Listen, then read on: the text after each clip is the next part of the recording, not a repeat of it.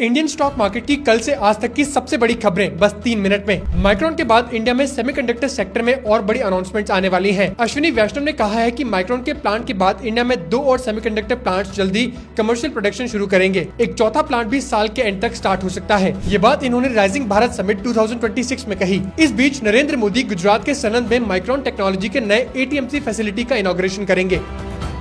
Government का Vodafone idea में stake 49% से ज्यादा बढ़ने का कोई प्लान नहीं है। ज्योतिरादित्य सिंधिया ने बताया कि AGR ड्यूज को इक्विटी में कन्वर्ट करने के बाद सरकार के पास अब लगभग 49% हिस्सा है। ये सब सुप्रीम कोर्ट ऑफ इंडिया के वर्डिक्ट के हिसाब से किया गया है। ज्योतिरादित्य सिंधिया ने कहा कि सरकार कंपनी में इक्विटी होल्डर है, लेकिन मैनेजमेंट का हिस्सा नहीं है। AGR इशू पर भी मिनिस्टर ने साफ कहा कि सुप्रीम कोर्ट के फैसले के अलावा कोई नई रिलीफ या एग्जीक्यूटिव इंटरवेंशन नहीं दिया जाएगा।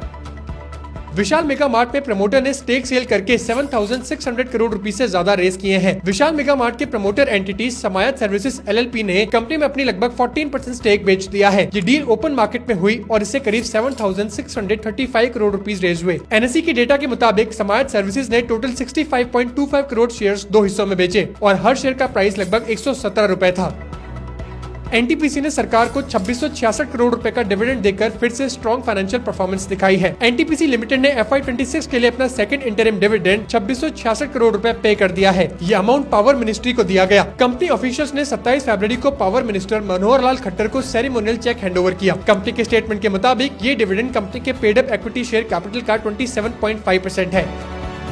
दुनिया के सबसे बड़े सोवरेन वेल्थ फंड ने अडानी ग्रीन से अपना इन्वेस्टमेंट वापस ले ली है। नॉर्वे का $1.2 ट्रिलियन का सोवरेन वेल्थ फंड, जिसे नॉर्जेस्ट बैंक इन्वेस्टमेंट मैनेजमेंट मैनेज करती है, ने अडानी ग्रीन एनर्जी लिमिटेड को अपने पोर्टफोलियो से हटा दिया है। फंड ने अपनी वेबसाइट पर बताया कि कंपनी को ग्रॉस करप्शन या सीरियस फाइनेंशियल क्राइम के कंसर्न के चलते एक्सक्लूड किया गया है, लेकिन डिटेल्ड एक्सप्लेनेशन नहीं दी गई।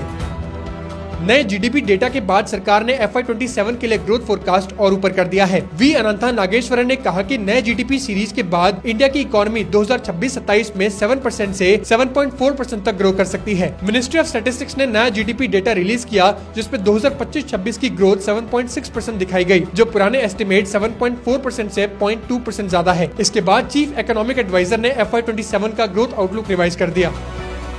रिलायंस इंडस्ट्रीज ने अपने AI आर्म को रिस्ट्रक्चर करते हुए बड़ा अपडेट दिया है। कंपनी की subsidiary Reliance enterprise intelligence limited ने अपनी 30% स्टेक मेटा प्लेटफॉर्म्स की सब्सिडियरी फेसबुक ओवरसीज को 256.6 करोड़ रुपीस में अलॉट कर दी है। बाकी 70% स्टेक RIL की ही दूसरी सब्सिडियरी रिलायंस इंटेलिजेंस को 596 करोड़ रुपीस में दी गई है। ये डील अक्टूबर 2025 में अनाउंस की गई जॉइंट वेंचर एग्रीमेंट का फाइनल स्टेप है। रिलायंस एंटरप्राइज इंटेलिजेंस का फोकस होगा एंटरप्राइज AI सर्विसेज को डेवलप, मार्केट और डिस्ट्रीब्यूट करना। तो ऐसे डेली मार्केट अपडेट्स के लिए फॉलो करें AISM इंडिया।